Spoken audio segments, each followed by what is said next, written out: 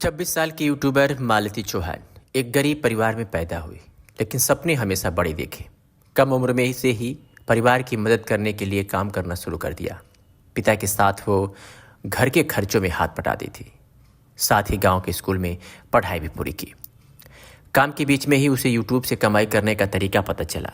मालती उस दिन से खुद को यूट्यूब पर वीडियो बनाने के लिए तैयार करने लगी। इसी का नतीजा रहा कि मालती की 3 साल के अंदर 15 लाख से ज़्यादा फॉलोअर्स हो गए। इसमें उसके फेसबुक पेज के फॉलोअर्स भी शामिल थे। इतनी मेहनती और कामयाब होने के बाद भी मालती ने फांसी लाकर जान दे दी। मालती की मौत के बाद यूट्यूब पर कई सारे वीडियो अपलोड किए जा रहे हैं, जिसमें उनकी मौत पर अफसोस जताया जा रहा है और उनके पति पर आरोप लगाए जा रहे हैं। वही कुछ लोग मालती की दूसरी शादी पर सवाल भी उठा रहे हैं। इन सवालों और उनके जवाबों को समझने के लिए जब मीडिया की टीम मालती के गांव उमरी कला पहुंची तो मालती का अंतिम संस्कार हो चुका था, लेकिन फिर भी उसके घर पर चाहने वालों की भीड़ लगी हुई थी। यूपी के साथ बिहार तक की यूट्यूबर उसके परिवार से मिलने पहुंच रहे थे। सभी लोग परिवार की हर तरह की मदद करने की बात कह रहे हैं। वहीं परिवार के लोग मालती को याद करके रो भी रहे हैं। मालती का बेटा भी मां को बुलाने की जिद कर रहा है। वो खिलौना देने के बाद भी शांत नहीं हो रहा है। बेटे की ऐसी हालत देखकर सभी भावुक हो रहे हैं। परिवार वाले रोकर बस यही बोल रहे हैं कि अब इस मासूम को क्या जवाब दें। घर में माँ बहन तो बात करने की हालत में नहीं है। किसी तरीके से पिताजी से बात की गई तो उन्होंने कहा कि मैं इस बेटी की मौत के बाद पूरी तरीके से टूट चुका हूँ। उन्होंने कहा कि भगवान ने जैसे आदमियों को 2 पैर 2 हाथ दिए हैं, वैसे औरत को भी दिए हैं। फिर उनके साथ इतने अन्याय क्यों होते हैं? मेरी बेटी भी तो अपने दम पर कमा रही थी, लेकिन उसको मेरे दामाद ने इतना परेशान किया कि उसने जान दे दी। पिता आगे बताते हैं कि मेरी बेटी मालती बचपन से ही मेहनती थी। हमारा परिवार बहुत गरीब है, इसलिए मेरी बेटी छोटी सी उम्र में ही बड़ी हो गई थी। पहले तो गांव में थोड़ा बहुत काम करके पैसे कमा लेती थी, उसके बाद वो नौकरी करने लगी थी। काफ़ी समय तक उसने वहाँ काम किया। मैं बीमार पड़ा तो उसकी कमाई से ही घर चल रहा था।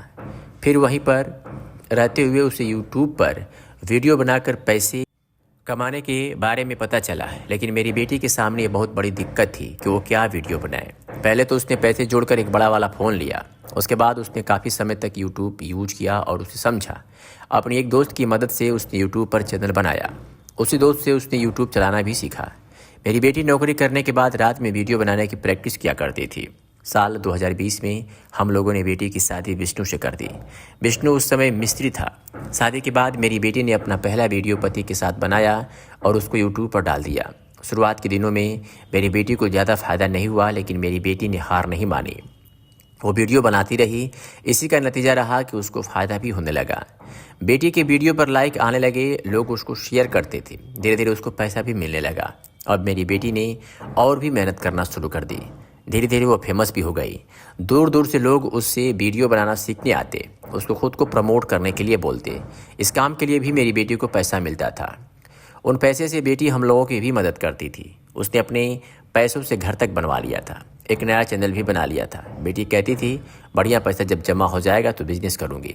सब कुछ सही चल रहा था, लेकिन 2-3 महीने पहले दूसरे गांव का लड़का अर्जुन मेरी बेटी के पास पहुंचा। उसने मेरी बेटी से वीडियो बनाना सीखने के लिए कहा, साथ ही अपने साथ वीडियो बनाने के लिए भी बोला। बेटी ने काम के लिए उसको मना नहीं किया। अर्जुन भी कभी कभी मालती के साथ वीडियो बनाता था।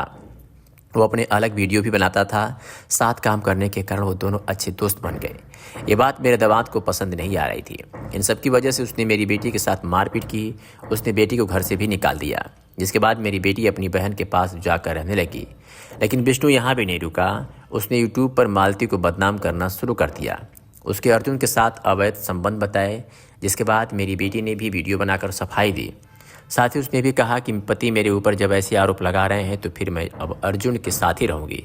उसके बाद पता नहीं विष्णु और मालती के बीच में क्या बात हुई।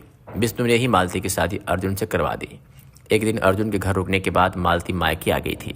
मेरे यहाँ से ही विष्णु फिर से मालती को साथ में अपने घर ले गया था। दोनों फिर से साथ रहने के लिए राजी थे, इसलिए हम लोगों ने भी मना नहीं किया, लेकिन दामाद ने बेटी को घर ले जाकर मार दिया और उसका शव लटका दिया। मुझे पता है कुछ भी हो जाता, लेकिन मेरी बेटी कभी जान नहीं दे सकती थी। वो इतनी कमज़ोर कभी नहीं थी। संत कबीर नगर की मशहूर यूट्यूबर मालती चौहान की बुधवार की रात मौत हो गई थी। उनका शव ससुराल में कमरे में लटका मिला था। पिता ने आरोप लगाया कि मेरी बेटी ऐसा नहीं कर सकती है। दामाद विष्णु ने ही उसे मारकर लटकाया है। यूट्यूबर की मौत की सूचना पर पुलिस मौके पर पहुंची थी। इसके बाद परिजनों ने हंगामा शुरू कर दिया। काफ़ी देर तक समझाने के बाद परिजन शांत हुए। इसके बाद पुलिस ने शव को पोस्टमार्टम के लिए भेजा। इसके साथ ही यूट्यूबर पति विष्णु को हिरासत में भी ले लिया गया है।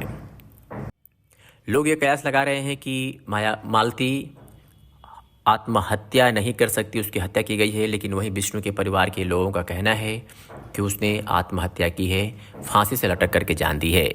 विष्णु की मौसी और उनकी बड़ी मम्मी बताती हैं कि विष्णु उस वक्त अपने स्टूडियो पर सोया था और मालती घर पे सोई थी। सुबह में जब उसके बच्चे के रोने की आवाज़ सुनाई दी तो जाकर के मैंने देखा तो वो साड़ी के सहारे फंदे पर पंखे से लटकी हुई पाई गई थी। हालांकि पुलिस इस पूरे मामले में जांच भी कर रही है। स्थानीय एडिशनल एसपी कहते हैं कि इस मामले में मालती के पिता ने विष्णु के ऊपर दहेज हत्या का आरोप लगाया है। जांच चल रही है। विवेचना में जो भी तथ्य सामने आएंगे उसके खिलाफ उसकी तहत कार्रवाई की जाएगी। तो वहीं कई लोग इस पूरे मामले को अर्जुन को जिम्मेदार बता रहे हैं कि पति और पत्नी के बीच में वो आने की वजह से मालती को इस तरह से कदम उठाना पड़ रहा है।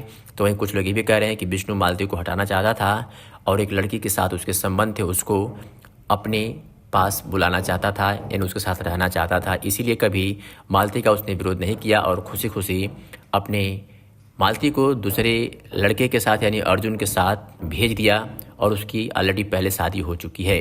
इन तमाम लोगों के बीच में एक मशहूर यूट्यूबर गोरखपुरिया भौजी भी इस पूरे मामले को समझाने की भरसक कोशिश की, लेकिन अब सोशल मीडिया पर उनको भी ट्रोल किया जा रहा है कि इस पूरे घटनाक्रम के मास्टरमाइंड गोरखपुरिया भौजी है।